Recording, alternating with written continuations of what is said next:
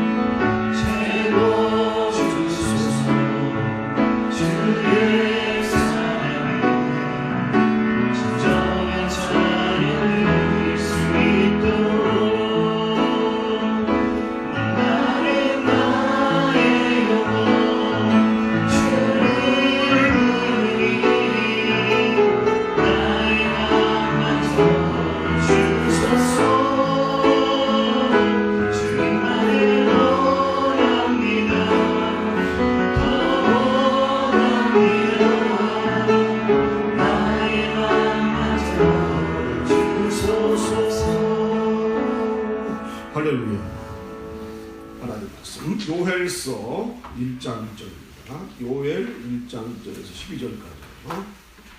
오늘부터는 또 요엘서입니다. 하나님을 잊은 땅에는 수욕과 눈물만 남습니다.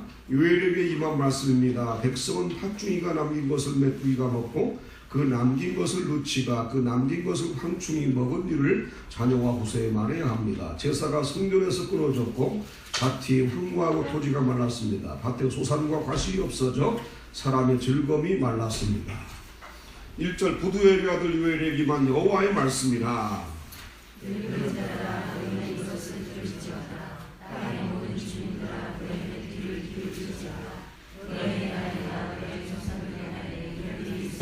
너희는 이 일을 너희 자녀에게 말하고 너희 자녀는 자기 자녀에게 말하고 그 자녀는 후세에 말할 것이니라.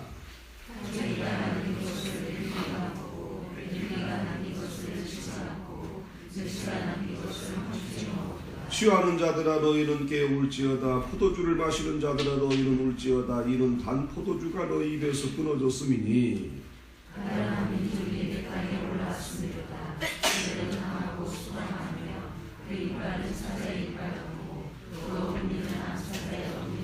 그들이 내 포도나무를 멸하며 내 무화과 나무를 긁어 말갛게 벗겨서 버리니 그 모든 가지가 하얗게 되었도다.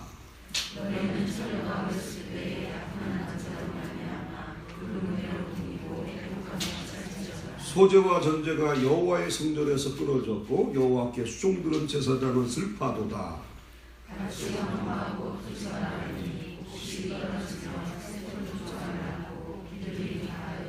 농부들아 너희는 부끄러워할지어다. 포도원을 가꾸는 자들아 곡할지어다. 이는 밀과 보리 때문이라. 밭에 소산이 다 없어졌음이로다.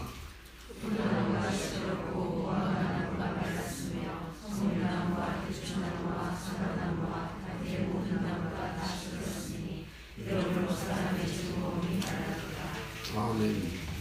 본문에서입니다. 귀를 닫은 백성에게 임한 재앙. 우리가 하나님 말씀에 귀를 닫고 살면 하나님은 상황을 통해 말씀하십니다. 요엘 시대에 메뚜기 떼가 몰려와 닥치는 대로 갉아먹는 재앙이 임했습니다. 율법의 경고대로 하나님을 잊은 백성에게 저주가 닥치는 것입니다. 요엘은 나이 든 사람들을 포함해 모든 주민을 불러 모으고 하나님의 메시지를 전합니다. 특히 연장자들은 땅에서 일어난 일을 오래 목격했기 때문에 역사를 증언하는데 적격자들이었습니다. 요엘은 그들에게 과거에 이 같은 재앙이 있었는지 확증해 자녀들에게 증언하고 자녀들은 대대로 후손에게 전하라고 명령합니다. 성경에 담긴 역사의 증언들은 복이든 저주든 우리에게 교훈을 주기 위해 기록되었습니다. 하나님의 뜻을 알고 올바로 분별하려면 하나님 말씀에 늘 귀 기울여야 합니다.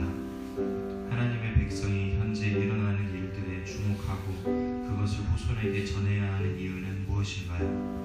하나님 말씀에 귀를 닫고 있지 않은지 돌아보고 말씀을 듣는 태도에 어떤 변화가 필요한지 생각해 보세요. 탐욕 뒤에 찾아온 피눈물.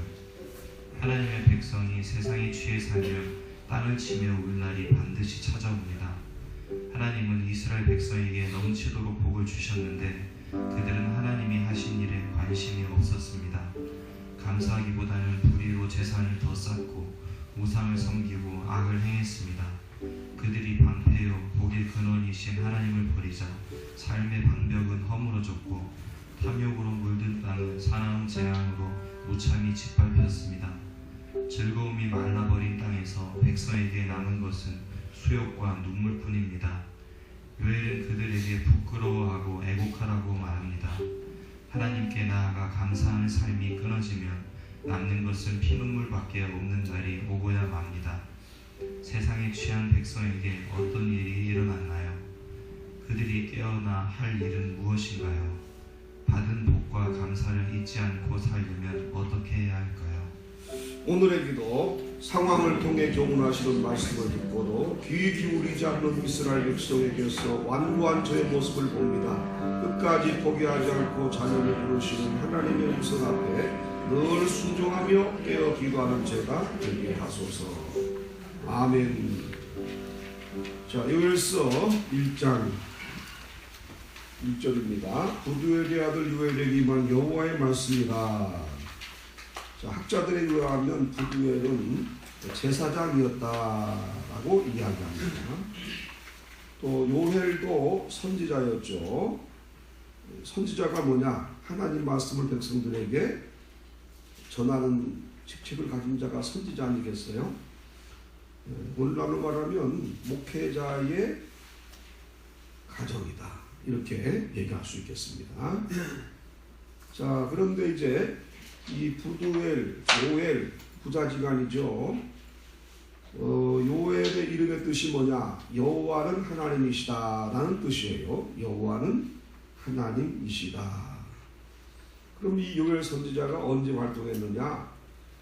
남유다 8대 왕인 요아스 치세에 하나님 말씀을 전하는 사명을 감당했습니다.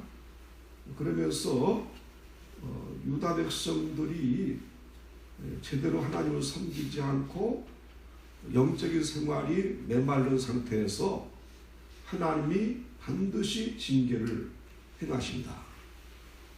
이렇게 지금 경고를 하고 있는 내용이에요. 자, 2절에 보니까 늙은 자들아 너희는 이것을 들을지어다. 땅의 모든 주민들아 너희는 귀를 기울일지어다.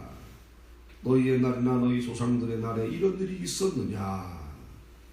어쨌든 우리는 하나님 말씀을 듣고 살아야 합니다. 말씀이 내게 들려온다는 것은 축복 중에 축복이에요. 세상에 박사도 많고 학사도 많고 오늘날 우리 한국이 얼마나 배운 사람 많아요. 그 이상한 것은 많이 배울수록 하나님 말씀 들으려고 하질 않아요. 진리의 말씀에 귀를 기울이지 않습니다. 그만큼 교만한 거죠. 여러분, 하나님 말씀 듣고 산다는 거 감사하시기 바랍니다. 지금 이 새벽지단에 나와가지고 하나님 말씀 듣고 산다는 거, 하나님 말씀이 내 귀에 은혜롭게 들려온다는 것은 하나님의 큰 선물입니다. 이게 바로 복이거든요. 말씀 듣고 사시기를 바라요. 말씀을 듣고 사는 자에게 은혜가 있습니다. 말씀 듣고 사는 자에게 하나님의 축복이 있는 거예요. 요즘은 이 새벽 기도 예배 내용을 홈페이지에 오디오로 음성으로 지금 싣고 있죠. 그 이유가 뭐냐? 새벽기도 못하는 분들도 매일 하나님 말씀을 듣고 은혜 받으라고. 하나님 말씀 듣고 말씀에 순종하여 기도하여 승리하는 매일매일 내 삶이 되도록 그렇게 하고 있는데, 안타까운 것은 클릭수가 그리 많지 않은 것 같아요. 은혜 위에 은혜라고 새벽기도 나오는 분들이 말씀을 듣게 되고 은혜를 받는 거지, 홈페이지를 통해서라도 하나님 말씀 들었으면 좋겠습니다. 우리 성도들이 말씀에 대한 왕성한 영적 식욕을 가져. 하루 세끼 밥은 못 먹어도 내가 하나님 말씀을 먹어야만 하루를 살 수 있다는 그런 영적 결심이 있어야 돼요. 하루 세끼 밥은 꼬박꼬박 챙겨 먹으면서 하나님 말씀을 한 번도 안 먹고 하루하루 살아간다는 것은 어불성설이에요. 정말 믿음이 있는지를 살펴봐야 돼요. 오늘 요에서의 말씀은 다른 거 아니잖아요. 유다 백성들이 왜 하나님 말씀을 듣지 않느냐 이거예요. 하나님 말씀을 듣지 않기 때문에 하나님이 이스라엘 백성들에게 경제적인 큰 손실을 초래하게 된다는 겁니다. 오늘 여기는 메뚜기가 와가지고 밭에 농작물 다 갉아먹죠. 과일들 다 갉아먹고 맙니다. 다 없어져 버리고 마는 거예요. 그 이유가 뭡니까? 하나님 말씀에 귀를 기울이지 않았기 때문에 그렇습니다. 하나님 말씀을 들으려고 하지도 않아요. 듣고 싶은 욕망도 없고 열성도 없어요. 이게 큰 문제입니다. 그래서 여기 보니까 들을지어다, 귀를 기울일지어다. 하나님 말씀을 듣기 바랍니다. 귀를 기울이고 사시기 바랍니다. 이것이 내 인생의 최고의 목표가 되어야 되고 최고로 열심을 기울여야 할 것은 하나님 말씀을 듣는 일입니다. 3절에 너희는 이 일을 너희 자녀에게 말하고 너희 자녀는 자기 자녀에게 말하고 그 자녀는 후세에 말할 것이니라. 그러니까 늙은 사람들은 인생 살아오면서 깨닫는 거 아니에요.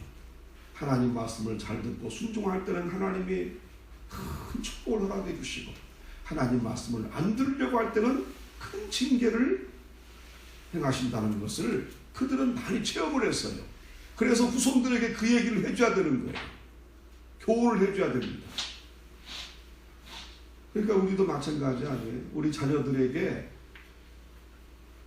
하나님이 우리 가정에 베풀어 주신 것을 가르쳐 주기도 해야 됩니다.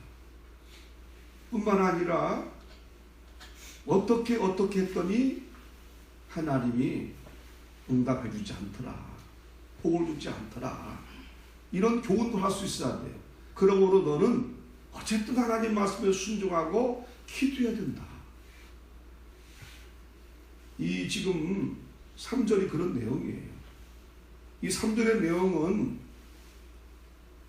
하나님 말씀에 순종하지 않았더니 하나님이 우리나라에 경제적인 실패를 주었더라, 이런 얘기입니다. 그러므로 어쨌든 하나님 말씀에 순종해야 된다, 이것을 가르쳐 한다는 거예요. 4절에 팥죽이가 남긴 것을 메뚜기가 먹고 메뚜기가 남긴 것을 누치가 먹고 누치가 남긴 것을 황충이 먹었도다. 팥죽이나 메뚜기나 누치나 황충은 다 메뚜기과에 속한 곤충들이에요. 자, 이런 것들이 농작물을 다 갉아먹어버려서 먹을 것이 하나도 없는 것입니다. 그 메뚜기와 가뭄으로 인하여 이스라엘 백성들은 너무나 큰 피해를 보게 되고 굶주려 죽게 된다는 것을 의미하고 있는 거예요. 제발 우리나라는 메뚜기가 오지 말기 바랍니다. 메뚜기라고 하니까 진짜 메뚜기가 와가지고 갉아먹냐, 그건 아니더라도 하나님 우리나라에 경제적인 축복을 해주셔야지, 경제적으로 다운되고 망해버리고 하면은 어떻게 되겠습니까? 하나님 손에 달린 거 아닙니까? 5절에 보니까 취하는 자들아 너희는 깨어 울지어다 포도주를 마시는 자들아 너희는 울지어다 이는 단 포도주가 너희 입에서 끊어졌음이니 취하는 자들아 너희는 깨어 울지어다 너희는 울지어다. 한때는 포도주를 마시고 좋아라고 이렇게 웃었지만은 하나님이 징계 내리면은 울 수밖에 없는 거예요. 우리도요 깨어본다는 것이 나중에 하나님의 징계를 맞고 실패를 하고 이래서 슬프게 울면 안 돼요. 지금부터 기도로 울어야지요. 기도로 울부짖으며 하나님께 기도해야 돼요. 살려주옵소서. 저를 살려주옵소서. 우리 가정을 살려주옵소서. 우리 나라를 살려주옵소서. 울면서 이 나라 민족을 위해서 기도해야 합니다. 우리 백성이 하나님께 돌아오게 하여 주옵소서. 예, 우리는 기도로서 울어야 돼요. 그것만이 살 길입니다. 6절에 다른 한 민족이 내 땅에 올라왔음이로다. 그들은 강하고 수가 많으며 그 이빨은 사자 이빨 같고 그 어금니는 암사자의 어금니 같도다. 다른 민족이 침략해서 다 멸망시키는 거죠. 아수르가 와서 북이스라엘 멸망시켰고 바벨론이 침략해 들어와서 유다 왕국을 멸망시켰잖아요. 우리나라도요. 중국, 러시아, 일본 등등 지금은 경제도 전쟁이잖아요. 무역 전쟁이란 말이잖아요. 경제도 전쟁이에요. 하나님이 승리하게 주셔야죠. 다른 나라에 의해서 그냥 경제가 망가지고 무너지고 하면 안 되잖아요. 7절에 그들이 내 포도나무를 멸하며 내 무화과나무를 긁어 맑게 벗겨서 버리니 그 모든 가지가 하얗게 되었도다. 포도나무, 무화과나무 이것은 이스라엘의 3대 나무 중에 하나거든요. 가장 귀한 나무들이에요. 포도 열매, 무화과 열매 얼마나 귀한 나무들이에요. 이런 나무들이 다 이제 말라버리는 거예요. 열매를 맺지 못합니다. 그 이유가 뭐예요? 하나님의 말씀에 순종하지 않았기 때문입니다. 하나님의 말씀을 들으려고 하지 않는 거예요. 점점 하나님으로부터 멀어졌기 때문에 이런 비극을 겪게 되는 것입니다.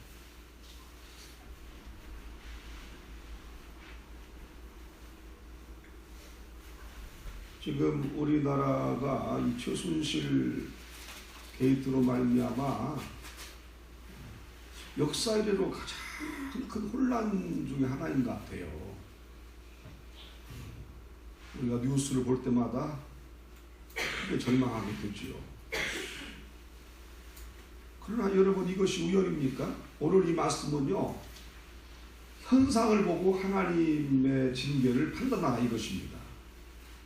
우리나라도 지금 최순실 게이트 현상이 우리에게 너무나 안타깝게 다가오고 있잖아요. 이게 우연입니까? 절대 아니에요. 하나님의 섭리입니다. 이 민족 정신 차려야 하는 거예요. 그리고 한국교회가 정신 차려야 합니다. 특별히 이화대학, 연세대학이 어떻게 이 이화대학은 최순실의 딸 정유랑 또 연세대학은 최순실의 조카 장시호 그렇게 공부를 못했음에도 불구하고 부정한 방법으로 입학을 하고 이래가지고 그런데 특징이 있잖아요. 연세대학이나 이화대학은 인류대학 아닙니까? 보통 실력 가지고 들어갈 수 있는 대학이 아니잖아요. 그리고 가장 큰 특징이 뭡니까? 두 학교 다 기독교 학교예요. 선교사들이 세운 학교예요. 그 대학교를 왜 세웠습니까? 그 대학교를 통해서 하나님 나라 복음이 전파되고 하나님께 헌신하는 일꾼들을 배출하기 위해서 만든 대학 아니에요. 근데 문제는 뭐냐? 초기의 기독교 정신이 그 학교들에서 많이 사라지고 있다는 거예요.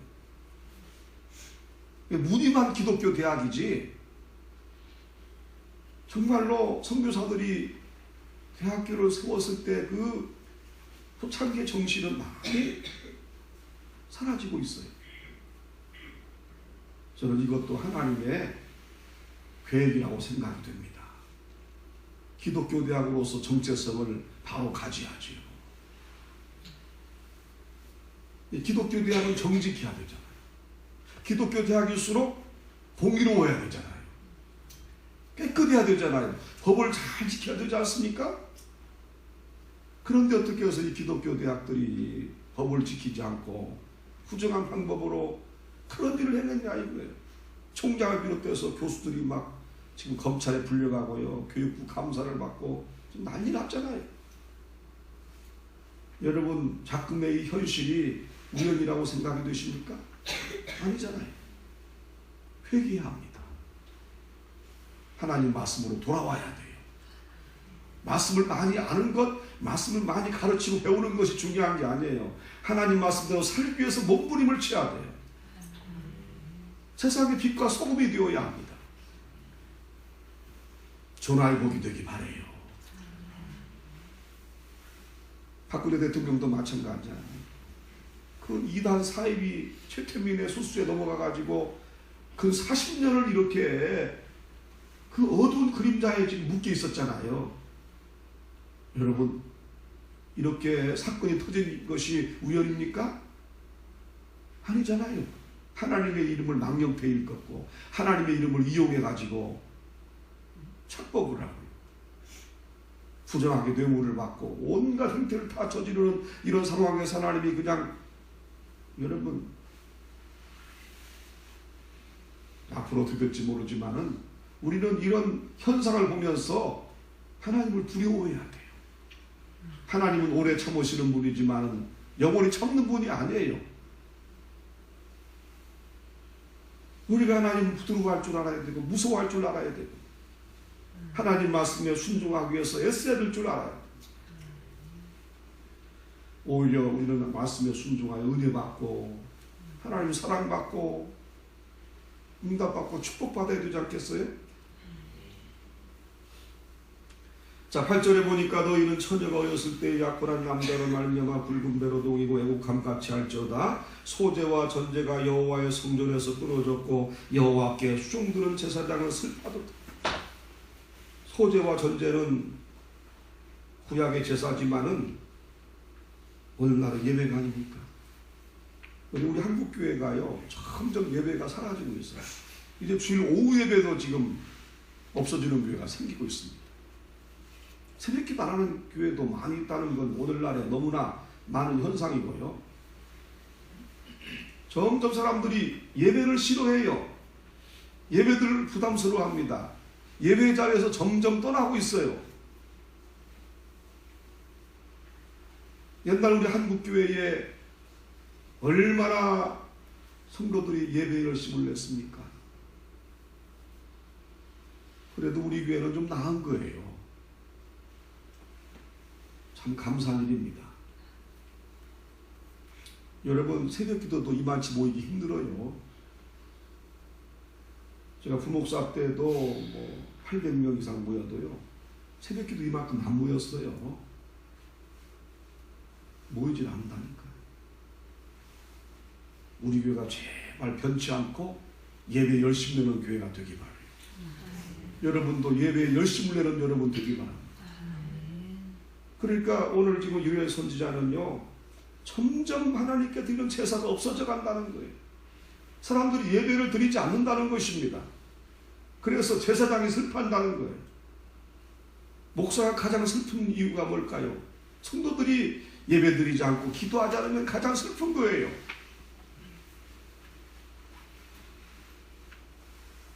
주님 오실 때까지 예배의 사람 되기를 바랍니다. 예배와 기도는 철저하게 지켜야 돼요. 더 확장이 돼야 돼요. 예배가 확대가 돼야 됩니다. 그래서 하나님의 사랑을 받고 은혜를 받고 축복을 받아야 되죠. 참 새벽 제단의 성도들은 하나님의 은혜를 받은 분들이에요. 이렇게 새벽마다 잠을 이기고 나와서 말씀 듣고 기도하고 새벽 예배 드린다는 것은 복중의 복입니다. 이 귀한 축복을 영원히 간직하기를 바라요. 어떤 일이 있어도 내팽개치지 말고 예배 자리에 떠나면 다 죽습니다. 믿음 장사가 없어요. 예배의 기둥을 세우기는 참 어려운데 예배의 탑을 무너뜨리기는 너무나 쉬워요. 순식간입니다. 예배 드려야 돼요. 기도해야 됩니다. 아멘. 오늘 홈페이지에 매일매일 지금 설교가 올라가는데 제발 우리 성도들 예배를 귀하게 여기는 성도가 되어야 됩니다. 모두가 새벽기도 드리면 얼마나 좋겠어요. 모두가 새벽기도 나와서 기도하면 얼마나 좋겠어요. 마음도 편안해요. 성령의 이루가 넘치고 기쁨이 가득하잖아요. 하루를 그냥 살아있는 삶으로 살아갈 수 있는 거 아니에요? 이 얼마나 좋은 예배입니까? 하나님께 드리는 산제사가 되는 거 아닙니까?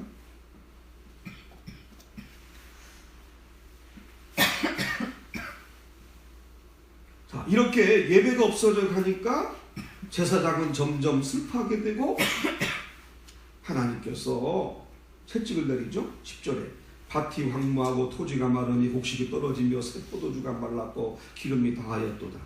농부들아 너희는 부끄러워할지어다. 포도원을 가꾸는 자들아 혹할지어다. 이는 밀과 보리 때문이라 밭의 소산이 다 없어졌음이로다. 포도나무가 시들었고 무화과 나무가 말랐으며 석류나무와 대추나무와 사과나무와 밭의 모든 나무가 다 시들었으니 이러므로 사람의 즐거움이 말랐도다. 우리나라 망하면 안 됩니다. 하나님 멀리하고 하나님 버리고 망하면 안 돼요. 그런데 불신자들은요 어차피 하나님 모르는 사람들이거든요. 그 사람들은 교회 나올 줄도 모르고 예수도 모르고 천국이 뭔지도 모르고 지옥이 뭔지도 모르고 아무것도 모르는 사람이에요. 하나님이 불신자들을 향하여 이 말씀하신 걸까요? 물론 뭐 안 했다고도 할 수 없지만은 그러나 하셔야 돼요. 하나님의 이 말씀은요 믿는 성도들을 향하여 하시는 말씀이에요. 그러니까 이 나라 이 민족의 흥망성쇠는 우리 하나님 백성들에게 달린 거예요.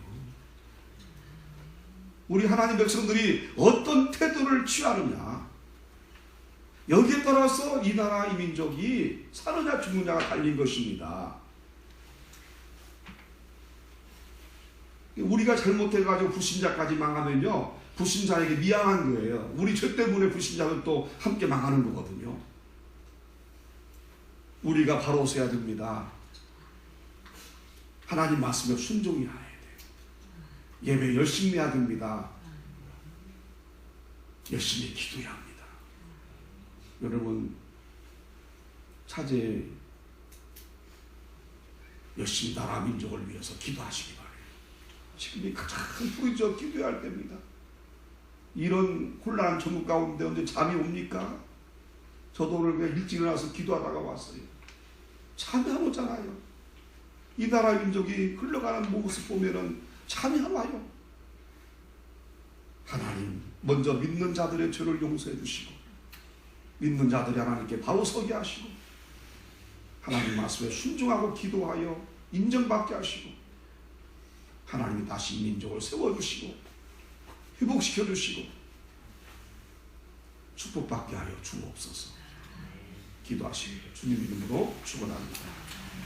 하나님 요에서를 통하여 우리에게 다시 한번 말씀을 주시니 감사합니다. 하나님 말씀에 귀를 기울이게 하여 주옵소서. 말씀을 듣게 하여 주시옵소서. 말씀을 듣고 아멘 아멘 하며 순종하게 해주시고 그리하여 하나님의 은혜와 축복 가운데 복되고 형통한 삶을 누리는 우리와 이 나라가 되게 하여 주시옵소서. 우리나라는 결코 메뚜기가 찾아오지 말게 하시고 하나님 밭에 농작물이 다 갉아먹히는 비극이 오지 않게 하여 주시옵소서. 지금 우리나라가 너무나 혼란합니다. 너무나 어렵습니다. 정치적으로 경제적으로 또 안보적으로도 너무나 위급한 상태에 놓여 있습니다. 믿는 자들의 기도를 들으시옵소서. 무엇보다 새벽제단을 쌓는 새벽 성도들의 간구를 들으시옵시고 눈물로 기도할 때 불쌍히 여겨주시옵시고 하나님 반드시 이 나라의 민족이 하나님을 경외하며 예수 믿고 구원받으며 먼저 그의 나라와 그의 의를 구함으로 이 모든 것을 보여주시는 하나님의 능력을 체험하고 복되게 살아가게 하여 주시옵소서. 이 새벽에 기도합니다. 저들의 사정, 저들의 간구, 마음의 소원 아시지요? 응답해 주시옵소서. 오늘도 동행하실 것을 믿고 감사드리오며 살아계신 예수님 이름으로 기도드리옵나이다. 아멘.